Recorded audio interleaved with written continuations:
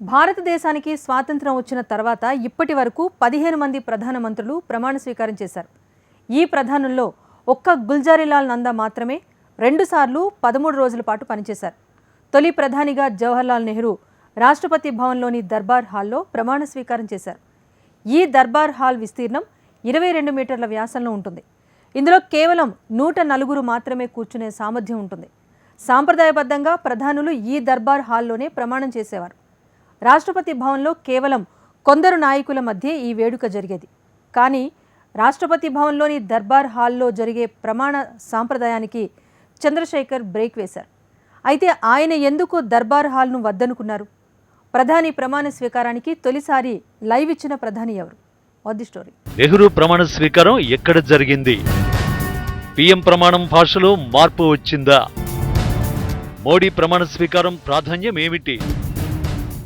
మూడోసారి ప్రధాని నరేంద్ర మోడీ ప్రమాణ స్వీకారోత్సవం ఘనంగా జరిగింది. భారీ భద్రత మధ్య 9,000 మంది అతిథులు హాజరయ్యారు. అయితే ప్రధాని ప్రమాణ స్వీకారాన్ని ఎందుకింత గ్రాండ్ గా నిర్వహిస్తారు? ఈ ప్రమాణ స్వీకారం గ్రాండ్ గా నిర్వహించే సంప్రదాయం ఎప్పుడు మొదలైంది? ప్రమాణ స్వీకారం అంటే అధికారికంగా పదవీ బాధ్యతలు చేపట్టడం. ఈ సంప్రదాయం 1947లో ప్రారంభమైంది. కానీ అప్పటికే ఇప్పటికీ కొంత మార్పులకు గురైంది. ప్రమాణ స్వీకారానికి వాడే భాష మాత్రం 1947 నుంచి అలాగే ఉంది. కానీ ప్రమాణ స్వీకారం నిర్వహించే తీరు మాత్రం అప్పటికి ఇప్పటికీ చాలా భిన్నంగా ఉంది. రాష్ట్రపతి భవన్ను అందంగా ముస్తాబు చేస్తారు. ప్రమాణ స్వీకారోత్సవాన్ని ప్రత్యక్ష ప్రసారం చేస్తారు. ప్రధాని ప్రమాణానికి విదేశీ నాయకుల హాజరు ఇప్పుడు ఆనవాయితీగా మారింది. కొన్నేళ్లుగా భారత ప్రధానులు చేపడుతున్న ప్రమాణ స్వీకారోత్సవం ఎలా ఉందో ఇప్పుడు చూద్దాం. జవహర్లాల్ నెహ్రూను కాంగ్రెస్ ఎన్నుకున్నది. రాష్ట్రపతి భవన్లోని దర్బార్ హాల్లో పండుగ వాతావరణం నెలకొంది. దర్బార్ హాల్ అంతా ఎంతో ఉత్సాహంతో నిండింది. 1947 ఆగస్టు 14 అర్ధరాత్రి భారతదేశానికి స్వాతంత్ర్యం వచ్చింది. అప్పట్లో భారత ప్రధానమంత్రిగా జవహర్లాల్ నెహ్రూను కాంగ్రెస్ ఎన్నుకున్నది. రాష్ట్రపతి భవన్లోని దర్బార్ హాల్లో పండుగ వాతావరణం నెలకొంది. దర్బార్ హాల్ అంతా ఎంతో ఉత్సాహంతో నిండింది. 1947 ఆగస్టు 15న నెహ్రూ ప్రమాణ స్వీకారోత్సవాన్ని ప్రపంచం చూసింది. ఈ వేడుకను నిర్వహించి భారత్కు మొట్టమొదటి ప్రధానమంత్రిగా నెహ్రూ రికార్డులకెక్కారు. అప్పట్లో నెహ్రూ ప్రమాణ స్వీకారంలోని సారాంశమే ఇప్పటికీ వినియోగిస్తున్నారు. అప్పట్లో నెహ్రూ చేత లార్డ్ మౌంట్ బాటన్ ప్రమాణ స్వీకారం చేయించారు.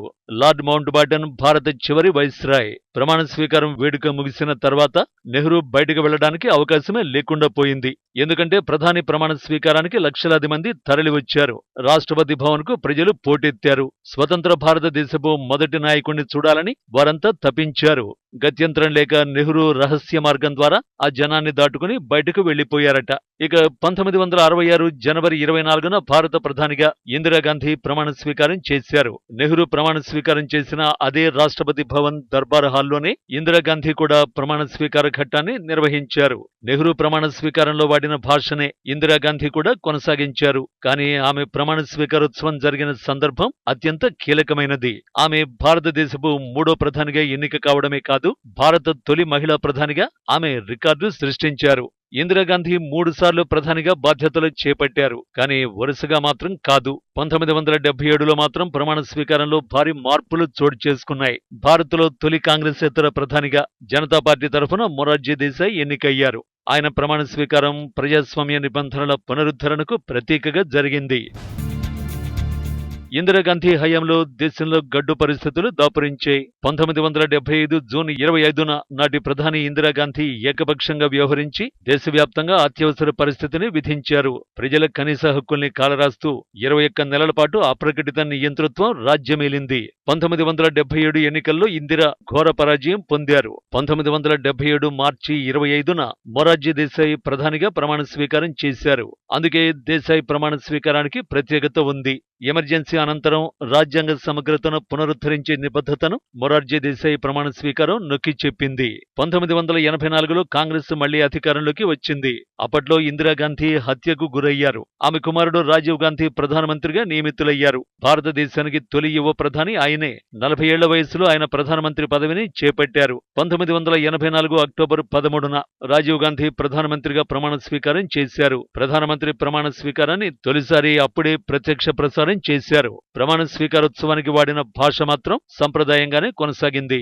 అయితే ఈ ప్రమాణ స్వీకారోత్సవంలో ఆధునికత, అడ్వాన్స్డ్ టెక్నాలజీపై రాజీవ్ గాంధీ ప్రస్తావించారు. నిజానికి అప్పటి వరకు ప్రమాణ స్వీకారోత్సవం రాష్ట్రపతి భవన్లోని దర్బార్ హాల్లోనే జరిగేది. కానీ 1990లో మాత్రం ఇది మార్పునకు గురైంది. అసలు దర్బార్ హాల్ సంప్రదాయాన్ని ఎందుకు మార్చారు? 1990 నవంబర్ 10న ప్రధానమంత్రిగా జనతాదళ్ నాయకుడు చంద్రశేఖర్ ప్రమాణ స్వీకారం చేశారు. అప్పట్లో ఈ ప్రమాణ స్వీకారాన్ని దర్బార్ హాల్ నుంచి రాష్ట్రపతి భవన్ ముందు భాగానికి మార్చారు. ఇలా మార్చడానికి 2 కారణాలున్నాయి. ప్రమాణ స్వీకారోత్సవానికి ప్రజలను పెద్ద ఎత్తున అనుమతించడం ఒక కారణమైతే, భారీగా వసతులు కల్పించాలని భావించడం రెండో కారణం. నిజానికి దర్బార్ హాల్ 22 మీటర్ల వ్యాసంతోనే ఉంటుంది. ఇందులో 104 మంది మాత్రమే కూర్చునే అవకాశం ఉంది. అంటే ఇక్కడ వేలాది మంది హాజరయ్యే అవకాశం లేదన్నమాట. పైగా ప్రమాణ స్వీకారోత్సవానికి అతిథుల్ని భారీగా ఆహ్వానించాలంటే కష్టమే. దర్బార్ హాలు ఇరుకుగా ఉంటుంది. అందుకే చంద్రశేఖర్ ప్రమాణ స్వీకారం వేడుకను రాష్ట్రపతి భవన్ ఎదుట ఉన్న భారీ స్థలంలో నిర్వహించారు. ఇక అటల్ బిహారీ వాజ్పేయి 3 సార్లు ప్రధానమంత్రిగా ప్రమాణ స్వీకారం చేశారు. మొదటి టర్ములో 13 రోజులు మాత్రమే వాజ్పేయి ప్రభుత్వం కొనసాగింది. రెండో టర్ములో ప్రధానిగా ప్రమాణ స్వీకారం చేసిన వాజ్పేయి 13 నెలల పాటు అధికారంలో కొనసాగారు. చివరగా 1999 నుంచి 2004 వరకు ముచ్చటగా మూడోసారి ప్రధానిగా వాజ్పేయి కొనసాగారు. కానీ తన ప్రమాణ స్వీకారంలో మాత్రం సంప్రదాయ భాషనే వాజ్పేయి వాడారు. తన ప్రమాణ స్వీకారోత్సవంలో ప్రధానంగా ప్రజాస్వామ్య సూత్రాలు నొక్కి చెప్పారు. దేశ రాజకీయ రూపురేఖలు మారుతున్నప్పటికీ వాజ్పేయి బహిరంగంగానే ప్రమాణ స్వీకారం చేశారు. నరేంద్ర మోడీ సైతం వాజ్పేయి బాటలోనే నడిచారు. ఆయన కూడా రాష్ట్రపతి భవన్ ప్రాంగణంలోని బహిరంగ ప్రదేశంలోనే ప్రమాణ స్వీకారాన్ని నిర్వహించారు. చంద్రశేఖర్, అటల్ బిహారీ వాజ్పేయి తరువాత రాష్ట్రపతి భవన్ వెలుపల ప్రమాణ స్వీకారం చేసిన మూడో ప్రధాని మోడీనే. 2014లో నరేంద్ర మోడీ ప్రమాణ స్వీకారానికి వివిధ దేశాల నాయకులతో సహా మొత్తం 4000 మంది అతిథులు హాజరయ్యారు. 2019లో మోడీ ప్రమాణ స్వీకారానికి హాజరైన అతిథుల జాబితా మరింత పెరిగింది. అప్పట్లో ఏకంగా 6000 మంది ఈ కార్యక్రమానికి హాజరయ్యారు. ప్రధానమంత్రిగా నరేంద్ర మోడీ వరుసగా మూడోసారి బాధ్యతలు చేపట్టారు.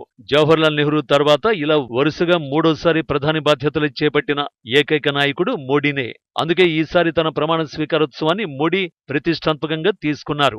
7 దేశాల అధినేతలు, సుప్రీంకోర్టు న్యాయమూర్తులు, భారత మాజీ రాష్ట్రపతులు, మాజీ ఉపరాష్ట్రపతులు, వివిధ రంగాల ప్రముఖులు, పారిశ్రామికవేత్తలు, సినీ తారలు, మత గురువులు, పారిశుద్ధ్య కార్మికులు, వందే భారత్ లోకో పైలట్లు సహా సమాజంలోని వివిధ వర్గాల వారి సమక్షంలో మోడీ ప్రమాణ స్వీకారం పూర్తయింది. ఇదివరకు ఎన్నడూ లేని రీతిలో 9000 మంది అతిథులు ఈ కార్యక్రమానికి హాజరయ్యారు. జవహర్లాల్ నెహ్రూ తర్వాత దేశంలో వరుసగా మూడోసారి ప్రధాని అయిన ఘనతను 73 ఏళ్ల మోడీ సాధించారు.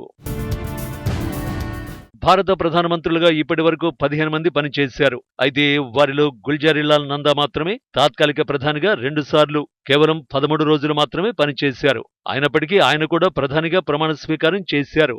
మిగిలిన నాయకులంతా ఎన్నికల్లో గెలిచి ప్రమాణ స్వీకారం చేసిన వారే కావడం విశేషం.